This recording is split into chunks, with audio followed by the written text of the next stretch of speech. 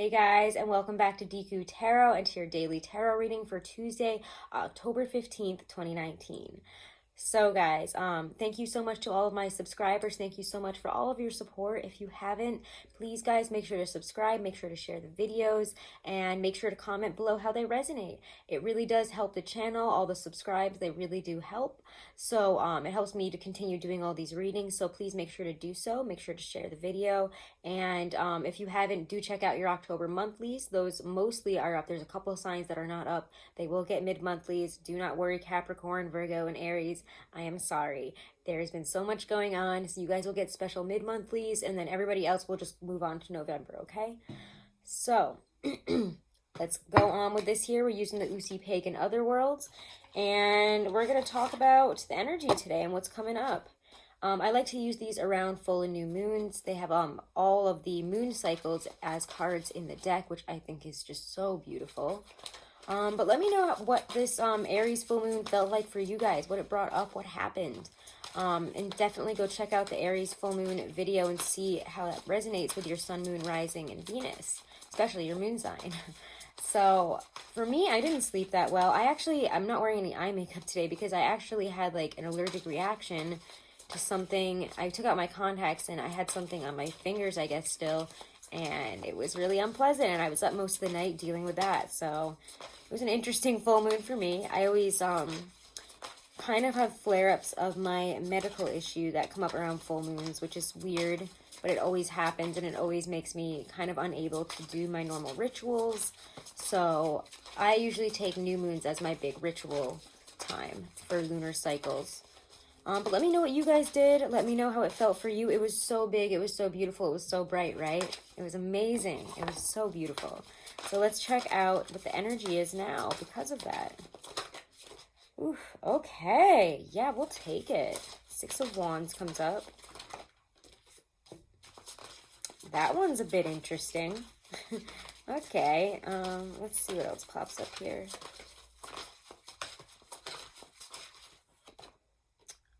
Oh, nice. Okay, I love this deck.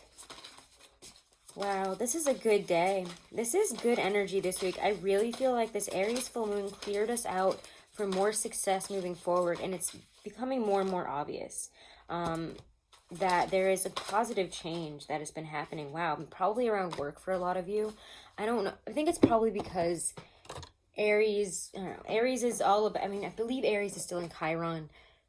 Chiron, the wounded healer, bringing up, our deepest hurts that we can deal with them, has been an energy that's been kicking around for a while. I'm not an astrologer. Don't get mad at me if I don't get dates, times, and all that right, which is why I'm just going to say it's been there for a while. Uranus is in Taurus, and it moved out of Aries before obviously it went into Taurus. And that was a real shakeup there. And it's still shaking up career for you guys, or for anyone that is Aries. And not that this reading is for Aries, but I'm just saying that because we just had that full moon in Aries, and Uranus and Taurus is actually bringing out a lot of shifts in career for people with Aries placements and such. And maybe, I'm just trying to say with this energy, it really feels like there was some huge career shifts for some of you guys in this Aries full moon energy, that it was, because it was making a lot of interesting interactions with a lot of the other planets. And I'm going to sound crazy anymore if I keep talking about it, and just never mind. Anyways, the astrology, what I'm trying to say, gave way to a lot of shifts in terms of career, in terms of seeing problems that we were so unable to see before, making certain, decisions that could cause endings, but could also bring us success in the future. And I always have to reverse these because you guys are going to look at them backwards. But first I got that Six of Wands, and then we got the Ten of Swords. Ten of Swords doesn't feel like a great card to get. It doesn't feel very good. But I have to say, I really like it when it's surrounded by the Six of Wands, and then we get the full moon. So we get this full moon energy, and we also get the Ace of Pentacles. I think that's really beautiful. We have kind of come to a point here, and now is the time to manifest further, to work further. If something hadn't worked before, it will work now moving forward, is what I'm getting. And I think it's because a lot of you guys are approaching something in different ways, but there does seem to be great opportunity to move past this kind of feeling in terms of work, financials, whatever we needed to end there. Or if, again, maybe we lost a job, maybe we were fired recently, but there's been a definite ending. And it probably didn't feel great. Or, you know, surrounding that time when we had to let this go around the full moon, it probably didn't feel great. It probably brought up a lot of anxiety, stress, frustrations. Why does this always happen to me kind of feeling? But there is a genuine energy of success here. You know, we're on the right path. Things are moving forward in the way that they should be when all of these cards show up, especially when Six of Wands shows up. To me as a reader, sixes are, when they show up upright, are always an indicator that things are on the right path. You're going the right way. Don't question that, because things are going the way they're supposed to. Just like as a little side message with sixes for me. But tens, when I get 110, I always get other tens. So I'm surprised that I don't see one yet, but we haven't really pulled any clarifiers there. But we do get these two almost ace-like energies. Yes, the Ace of Pentacles is obviously an ace, but the full moon to me also feels like an ace. An ace in terms of, what do you want to manifest? What have you brought to life by this full moon? And what do you want to create by the next one? That's kind of where we're at in terms of a process. Nine of Wands reversed, Eight of Pentacles here. If we're willing to let down our guard and, you know, maybe even take some constructive criticism, getting for some of you, it's just needing to let down our guard and not be defensive in terms of a work situation here. Work needs to be done. And whether this has to do with work or just saying, you know, work needs to be done on whatever this situation is, it's opening our eyes to that, but also feeling really solid and stable about it. You know, I'm ready for this. I've already knocked out eight Pentacles here. All I got to do is knock out two more. I'm fine. So it's really, really good to get to where we want to get to. This is great energy. Like I said, I don't know if anybody saw my daily read over on Instagram, because I try to keep up with dailies there as well. But my Monday read for the 14th, this kind of makes me feel like it's almost a continuation of that energy. Needing to balance work and rest, but also this week it's going to feel like we need to just jump into whatever we wanted to start, whatever realizations we had, whatever it is that we now want since this Aries full moon, whatever we, you know, hone our focus in on. It's like, I want to get there right now. And it's needs some patience. But it's like, but I can do this, so why should I be patient? Because good things take time, effort, and energy. So actually, let's pull from the Hermetic Tarot. Some clarifiers here. Let's clarify this Ten of Swords energy, because I just want to get a better feel of that. Regardless, this is such a great day, especially, you know, full moons are always great for wrapping up whatever we've wanted to manifest since that new moon, that, you know, previous full moon. It's when things come to a culmination. We have those revelations, we have those realizations, and we may not even, like, notice that until probably the next new moon to be like, oh wow, I didn't realize that I realized this then, or that I shifted then, and now I can see that. So allow yourself to shift, pay attention to areas where you felt yourself change, and be open. Just don't be defensive. Don't come up defensive about anything. Ace of Pentacles. This Ten of Swords is the Ace of Pentacles. If we are willing to release something, let a situation go, let a dream go, let whatever this is die, something that has continuously hurt us, has continuously put these 10 swords in our back, it's showing that we're having some type of option here to move beyond this. And maybe it's about something we've been manifesting. It might have to do with work, and we've just been manifesting something for so long, and it just feels like this is never going to come in. This is never going to happen. But the Empress, the Ace of Pentacles are what clarify this. So yeah, the Ten of Swords is here, but it's an end of the heartbreak, an end of the loneliness, the desolation, the destitution for some of you, not having the money, not being able to see a way out. And it's saying, here is your gift. If you keep manifesting positively and you don't hold on to this energy, I think for a lot of people, this Aries full moon switched up the energy in terms of how were you manifesting? Were you manifesting with stress, anxiety, and not really believing you're going to get there? If you tell yourself, I'm a millionaire, and, you know, embody that feeling every day, eventually you're going to get that, you know, whether you want to call that law of attraction or whatever. I really do believe that a mindset really is what blocks or allows in whatever it is you're trying to manifest, whether it be love, money, whatever.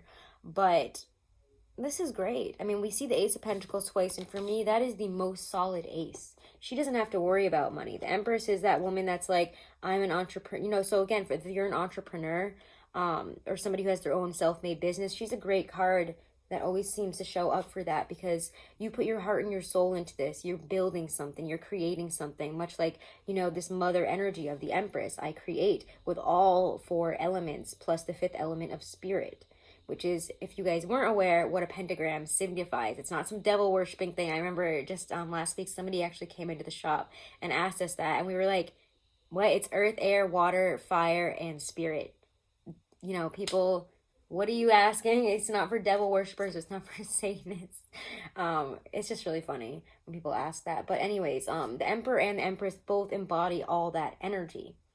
They have that extra oomph of spirit, especially when they get together, and then they create. They create something real, alive, tangible, and they bring that to life. They have that power. She's divine feminine, almost that mother energy. This has been in the womb of, you know, whether you're male, female, non-binary, it's like this has been something that you've been carrying almost like within yourself, like a child, a womb, and here it is to come and give you solid birth. It's like a solid, that sounds so gross, like a solid birth though. It's like a birth of a new beginning. You get the 5, you get the pentacle, both, Ace of Pentacles, both. So this is a very solid new beginning, something that we can trust, and that opens up a new chapter for us. But we have to be willing to believe, and believe in ourselves here, that we can have this, that it's going to happen, and we have to remain open and know that this is coming in. And also believe in ourselves in terms of, can we take this on? Yes, don't balk now. So let's pull some oracles. Wow, guys. Big day, big day. I just dropped an oracle. I don't know if you guys noticed my shirt. Oh my gosh, can't pick it up. Too, but it's Loch Ness. I got it at Loch Ness. And I think this was so cute. It's like a Jurassic Park style. So, ooh, for all of my Scottish watchers, which surprisingly I have quite a few Scottish watchers now. So, hey guys. Hey, Shane. I want to go back there so bad. I will admit to applying to jobs over there too. Because I just want to go there so bad.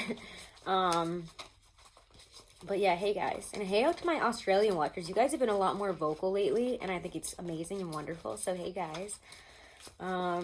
Let's check this out. Oof, unrecruited love. There's not enough attraction or chemistry to keep this relationship going.